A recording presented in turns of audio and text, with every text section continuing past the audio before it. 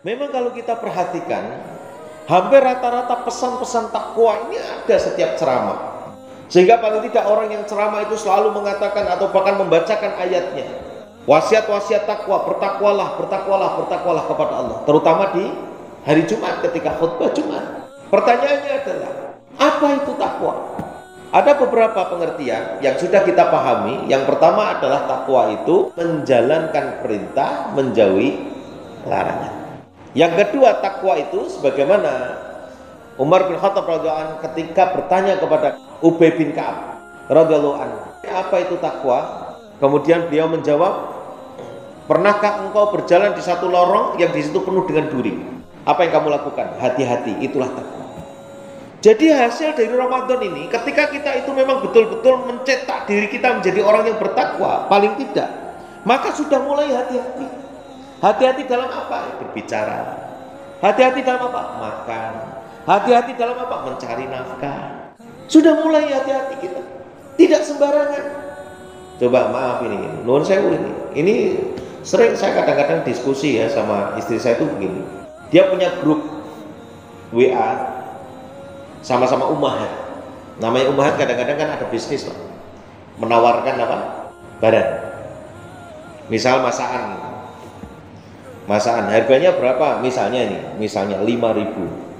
Gambarnya itu nasi goreng, telurnya itu 1 gluntung, terus ayamnya 1 gluntung, 5.000. Ini bener nggak nih?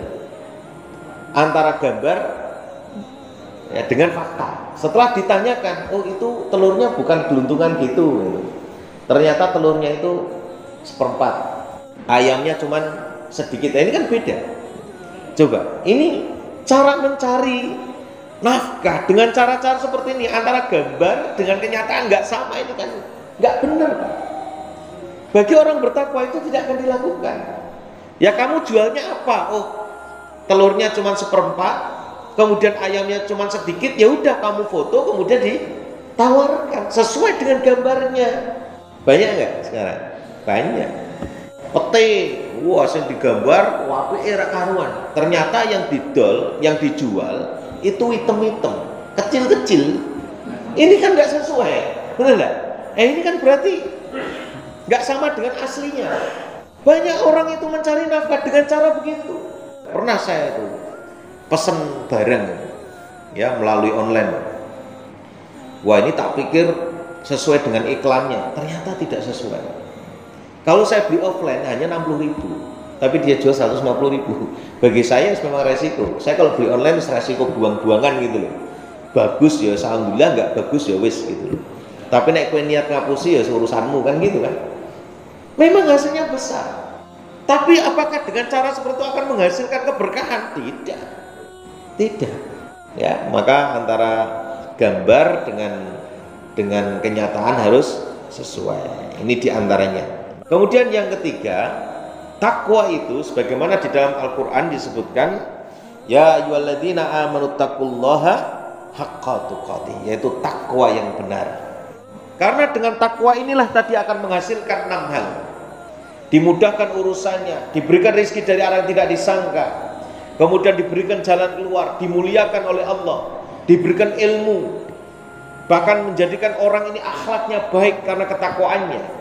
Maka takwa yang benar, itu takwa yang seperti apa? Pengertian yang ketiga, sebagaimana sahabat Ali bin Abi Thalib radhiyallahu anhu menjelaskan bahwa takwa yang benar ini memiliki 4 indikatornya. Yang pertama adalah al-khauf ilal jalil, yaitu dengan takwa ini dari hasil puasa Ramadan dia akan lebih takut kepada Allah. Dengan keadaan dia tidak takut. Harga minyak naik, takut nggak? Itu kalau bagi orang bertakwa mau naik mau turun gak ada urusan. Ini saya tidak berbicara tentang masalah dolim dan tidak dolim itu. Saya sedang berbicara bagaimana sikap orang bertakwa ketika menghadapi persoalan. Gak ada minyak, ya sudah. Diapain? Yang di situ masakan biar tidak pakai minyak. Jangan sampai ketakwaan itu tadi. Kalau ketakwaan yang benar kan akan menyebabkan seseorang itu diberkahi, lalu kemudian membuat hatinya tentram. Jadi Masya Allah, ini kalau kita itu memang betul-betul tadi disebutkan walau anna ahlal qura amanu wattaqau, sekiranya penduduk negeri itu iman dan takwa, nggak akan ada itu ribut-ribut, nggak ada. Sekali lagi saya bukan sedang berbicara tentang dolim tidak dolim loh ya. Ini saya sedang berbicara bagaimana kita mengatasi sendiri ketika ada permasalahan. Langka minyak mahal, bagi orang bertakwa ya sudah, saya yakin ada jalan keluar. Jadi takutnya kepada Allah Subhanahu wa taala, tidak takut dengan keadaan. Baik, banyak PHK. Orang yang di PHK dia sudah paham bahwa rezeki itu bukan dari hasil pekerjaan. Rezeki itu tidak hanya uang. Kemudian yang kedua, al-amalu bitanzil. Jadi takwa yang benar itu adalah dia senantiasa beramal dengan apa yang diturunkan oleh Allah Subhanahu wa taala. Apa yang diturunkan oleh Allah Subhanahu wa taala yaitu Al-Qur'an. Dia akan berusaha mengamalkan Quran sesuai dengan kemampuannya, sesuai dengan keyakinan dan ilmu yang dia miliki. Ya, walaupun suatu ketika ilmu akan meningkat, iman juga akan meningkat.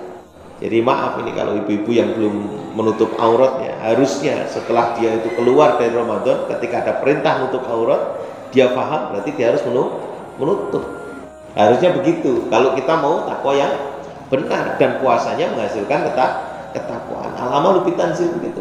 Orang yang tidak sabar dia akan semakin sabar. Kenapa? Karena sabar adalah perintah Al-Quran. Orang yang tidak bersyukur maka dia akan tambah syukurnya. Kenapa? Karena Quran perintah bersyukur. Anishkur lillah, bersyukurlah kepada Allah. Seperti itu. Wa may yashkur fa inna ma yashkuru li nafsi. Barang siapa yang bersyukur kepada Allah, sesungguhnya dia bersyukur kepada dirinya sendiri.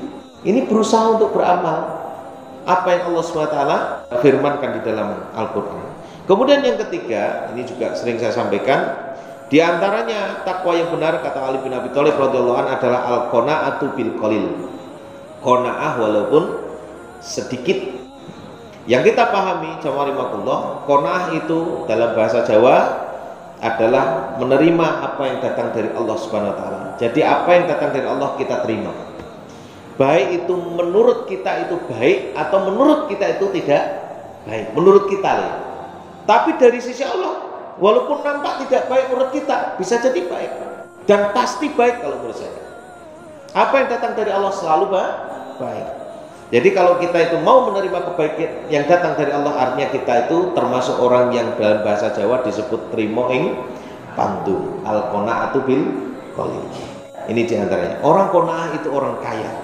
Dalam sabdanya beliau mengatakan iyyakum bil qanaati, al-qanaatu yughni la yanfa. Qanaahlah kalian karena qanaah adalah kekayaan yang tidak pernah habis. Jadi qanaah itu bahasa saya begini. Saya diberi oleh Allah baju ini, terima enggak? Terima. Kalau sudah terima berarti tidak perlu ganti. Padahal punya uang. Terus uangnya buat apa? Sedekah. Orang qanaah itu tidak akan kurang, bahkan tidak akan punya hutang insya Allah. Kalau orang ini qanaahnya benar, tidak akan punya hutang. Kenapa? Karena Rasul sudah mengatakan yughni la yanfa. Kekayaan yang tidak akan pernah habis. Orang kaya itu artinya apa ya? Cukup. Jadi kalau kita masih mau ingin, masih banyak keinginan, itu maknanya kita masih fakir. Orang fakir itu kan banyak keinginan, kurang. Saya pengen ini, padahal sudah punya, pengen itu namanya kurang. Itu orang fakir, hakikatnya seperti itu. Tapi orang kaya sudah merasa cukup, ya sudah. Buat apa saya beli ini, uang sudah ada. Orang kaya itu begitu. Sehingga apa? Uangnya pasti sisa, pasti cukup. Lah nggak cukupnya itu, ya kenapa? Ya karena kita ini memiliki gaya hidup yang di situ mengandung nilai-nilai kekufuran, jauh dari rasa syukurnya kepada Allah. Ini yang ketiga. Makanya orang bertakwa, kenapa kok sampai dia itu akhlaknya baik, cukup, mulia, banyak jalan keluarnya? Karena memiliki sikap seperti itu. Yang keempat adalah al-istidadu liyaumir rahil, bahwa takwa yang benar itu dia akan mempersiapkan diri untuk menempuh satu perjalanan yang sangat panjang. Perjalanan yang sangat panjang itu apa? Yaitu hidup setelah mati. Bagi orang beriman, kematian merupakan pintu kehidupan baru untuk menuju satu kehidupan yang lebih abadi bagi orang beriman. Maka kita ngaji itu dalam rangka untuk apa? Mempersiapkan mati. Kita mencari nafkah untuk apa? Mempersiapkan mati. Jadi kalau kita itu mencari nafkah dalam rangka untuk mempersiapkan mati, maknanya apa? Ya kita mesti hati-hati. Masa mau mempersiapkan mati dengan cara korupsi? Masa orang mau mempersiapkan mati dengan cara mencuri? Masa orang mempersiapkan mati, kehidupannya itu dia harus berbohong kepada suaminya, berbohong kepada istrinya. Itu namanya bukan persiapan mati. Orang mempersiapkan mati itu selalu berbuat baik. Karena dalam satu hadis disebutkan sona'iul ma'rufi taqiyun masari'us su'. Jadi perbuatan baik itu bisa menjauhkan dari kematian yang buruk. Maka dia akan hati-hati. Karena bekal iman dan takwa dia tidak akan sembarangan. Kenapa? Karena kematian akan datang sewaktu-waktu. Kita tidak tahu, tidak harus nunggu tua. Kadang yang nom itu matinya luwe dhisik. Kematian itu tidak usah diminta, dia tetap akan datang. Dia pasti akan datang. Persoalannya adalah kita itu mati dalam keadaan seperti apa. Untuk itu jamaah rahimakumullah, Ramadan telah berlalu, kita sudah bisa mengukur menghasilkan takwa atau tidak, menghasilkan keberkahan atau tidak, rahmat kita dapatkan atau tidak. Mari kita buktikan 11 bulan ke depan sampai kita ketemu Ramadan depan kalau memang dikehendaki oleh